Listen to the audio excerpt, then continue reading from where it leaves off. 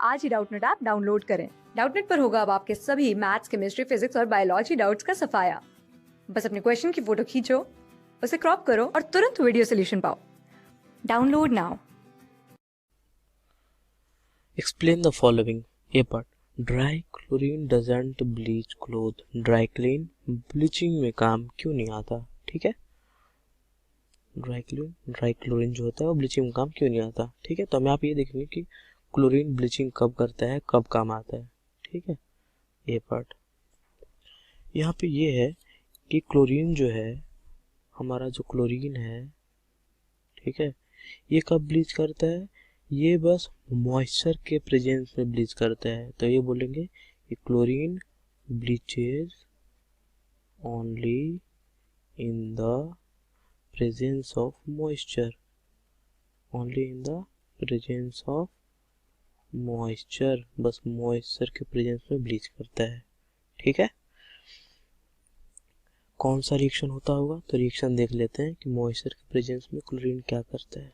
तो क्या होता है, Cl2 जो है वो रिएक्ट करता है मॉइस्चर के साथ, यानी वाटर के मॉइस्चर के साथ, बनता क्या है, HCl बनता है, और साथ में नेसेंट ऑक्सीजन, इसको क्या बोलते हैं, नेसेंट ऑक्सीजन। ये जो ऑक्सीजन बना है ये लिबरेट होता है, इसको बोलते हैं नेसेंट ऑक्सीजन। नेसेंट का मतलब होता है नवजात, जो अभी नया नया बना हो, जो पूरी तरह डेवलप नहीं हुआ हो। ठीक है, तो नेसेंट ऑक्सीजन लिबरेट होता है। इसी नेसेंट ऑक्सीजन की वजह से Cl2 का ब्लीचिंग नेचर होता है। ठीक है, तो मॉइस्चर में क्या होगा, Cl2 नेसेंट ऑक्सीजन देगा, लेकिन जब ये भी ड्राई कंडीशन जब रहेगा, जब मॉइस्चर नहीं रहेगा, तो ये Cl2 नेसेंट ऑक्सीजन नहीं देगा और ये ब्लीचिंग के काम में नहीं आएगा। ठीक है, ड्राई कंडीशन में ये ब्लीचिंग के काम में नहीं आएगा। ठीक है, ड्राई कंडीशन में ये ब्लीचिंग के काम में नहीं आएगा क्योंकि नेसेंट ऑक्सीजन ये नहीं देगा। ठीक, ये था ए पार्ट। बी पार्ट देखते हैं। बी पार्ट ये बोल रहा है कि जो F3 माइनस होता है, F3 माइनस वो पॉलीहालाइड, जो फ्लोरीन होता है वो पॉलीहालाइड आयन क्यों नहीं बनाता, मतलब कि F3 माइनस है वो एग्जिस्ट क्यों नहीं करता, ये एग्जिस्ट क्यों नहीं करता। ठीक है, ये रीजन पूछा जा रहा है हमसे कि एग्जिस्ट क्यों नहीं करता। ठीक है, तो देखते हैं। सपोज करो ये एग्जिस्ट करे, मान लो। ठीक है, पहले हम इसको एग्जिस्ट कराते हैं, मान लो लेट के एग्जिस्ट करता है। तो फ्लोरीन के पास इसका हम लेविस डॉट स्ट्रक्चर बनाते हैं, सिंपल सा ऐसे ही।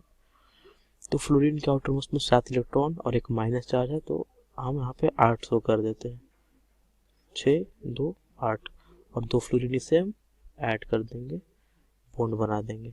अब देखो इसका हम निकालते हैं हाइब्रिडाइजेशन। ठीक है, 1 2 लोन पेयर के काउंट करते हैं, 1 2 3 4 5। हाइब्रिडाइजेशन क्या आ गया, sp3d, sp3d। अब बताओ यहाँ पे d ऑर्बिटल हाइब्रिडाइजेशन में यूज हो रहा है। ठीक है, अगर हमने ये माना कि F3 माइनस एग्जिस्ट करेगा तो फ्लोरीन का d ऑर्बिटल यूज हो रहा है। अब फ्लोरीन में d ऑर्बिटल थोड़ी होता है, फ्लोरीन के पास तो बस s और p ऑर्बिटल होता है, इसके पास d ऑर्बिटल तो होता ही नहीं है। तो हम ये बोल सकते हैं कि भाई देखो भैया, फ्लोरीन में d ऑर्बिटल होता नहीं है तो ये एग्जिस्ट नहीं करेगा, यानी कि कंपाउंड नहीं बनेगा। ठीक है, तो कुल मिला के हम क्या बोल सकते हैं कि फ्लोरीन के पास, फ्लोरीन डजंट हैव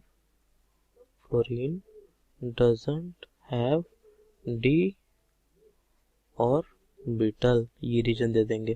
ठीक है, इसीलिए F3 माइनस एग्जिस्ट नहीं करेगा। ठीक है, अब आते हैं सी पार्ट पे। ठीक है, सी पार्ट बहुत इंपॉर्टेंट है और बोर्ड्स वगैरह में ये आते रहता है। ठीक है, इस फॉर्म में नहीं तो किसी दूसरे फॉर्म में आता है, लेकिन ये बोर्ड वगैरह में क्वेश्चन बहुत बार पूछा गया है, तो ये बहुत इंपॉर्टेंट क्वेश्चन है। ठीक है, हाइड्रोजन हैलाइड्स जो होते हैं उनका बॉइलिंग पॉइंट वगैरह यहाँ पे हम ये सब देखेंगे, ठीक है। तो क्वेश्चन पढ़ते हैं। पहले क्वेश्चन ये बोल रहा है कि HF is least volatile, HF सबसे कम वोलेटाइल होगा, ठीक है, और HCl सबसे ज़्यादा वोलेटाइल होगा, ठीक। ये है कि HCl मोस्ट वोलेटाइल है और HF लीस्ट वोलेटाइल है, किसमें, हाइड्रोजन हैलाइड्स में। हाइड्रोजन हैलाइड बोले तो HF, HCl, HBr और HI, ठीक। इनमें ये रीज़न बताना है कि ऐसा क्यों, ठीक। लेट्स सी, देखते हैं सी पार्ट। तो पहली बात, ये जो हाइड्रोजन हैलाइड्स है ना, जो भी HF हैं, ये HF है, HCl है, HBr है या फिर HI है, ये सब क्या है, सारे के सारे कैसे नेचर के हैं, कोवैलेंट नेचर के हैं। कैसे हैं, कोवैलेंट नेचर के, ठीक।